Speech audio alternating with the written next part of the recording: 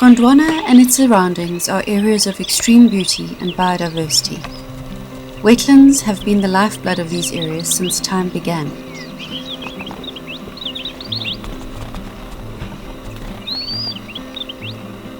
The Wetland project was born from the need to better understand and manage these important areas.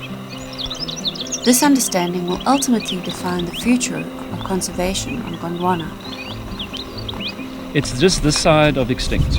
Critically endangered means it's in very, very real danger of becoming extinct. There's no intermediate between critically endangered and it's gone now. One of the reasons the Wetland project is such a unique opportunity for us is that it allows us to employ our new regime of strategic adaptive management, where we learn by doing.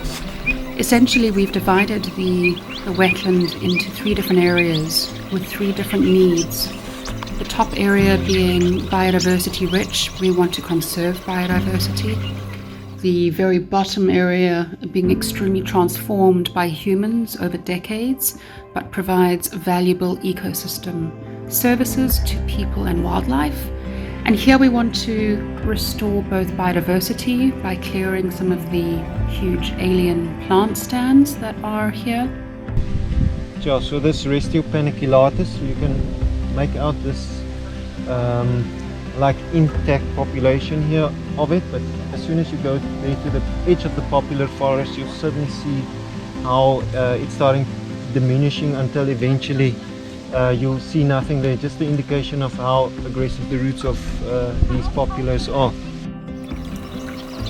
In the middle is a transition area where we can test a whole bunch of different methods of management for both increasing productivity for wildlife as well as for biodiversity. In this way, we can do something really unique and really employ the ethos of Gondwana, which is innovation and striving to improve upon the land which we are custodians of. The area has seen human influence for decades, with a road running through it and a fence line and also disturbance. And we're going to improve this land both for wildlife and restore biodiversity and also for people. For these kinds of complex problems, unless we're collaborating across disciplines, it's almost impossible to fix them.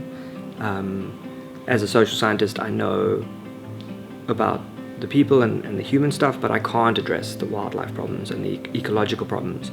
And so we have to be having these conversations. In order to reach the outcomes that we're aiming for, we have to be having conversations where we have ecologists, social scientists, conservationists all in the same room, having a conversation at the same time, sharing what they know in order to develop much more robust systems. And I think that what we're seeing in the world is more and more people are talking about trying to be interdisciplinary or transdisciplinary, which is really hard to get right. What's impressed me about being here at Gondwana is one, the professionalism of the team, and 2, how seriously they take the ideas from social science.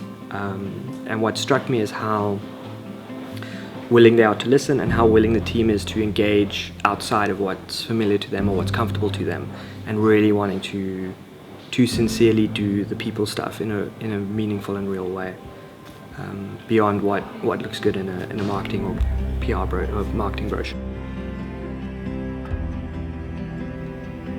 The Wetland project is a unique collaboration between ecologists, social scientists, communication specialists, landowners, users and organizations such as the Gerrit Cluster Biosphere Reserve.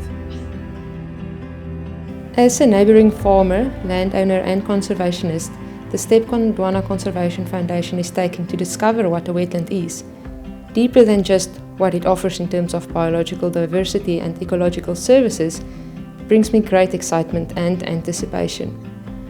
For every farmer, water is life, but often it feels to me that farmers, land managers, and this list can go on and on until it reaches Parliament, do not act proactively to ensure the sustainability of this precious resource, but would rather invest in alternative water supply options, for example drilling more boreholes opposed to clearing a wetland from invasive alien plants.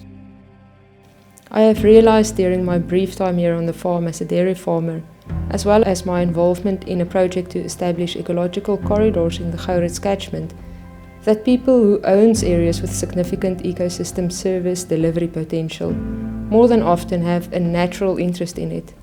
Then, why even with this pride and interest is it that we do not do the supposed obvious? Because what conservationists, ecologists and scientists perceive as obvious is not always the case for farmers.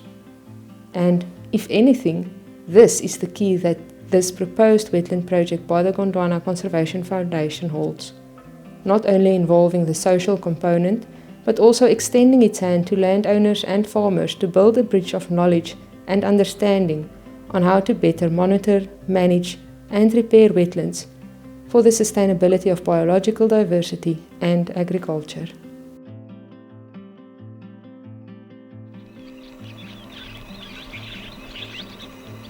The Wetland Project is an exciting leap forward for us. By using cutting-edge science, collective thinking and collaboration, we aim to establish a legacy of knowledge that will benefit nature and future generations to come.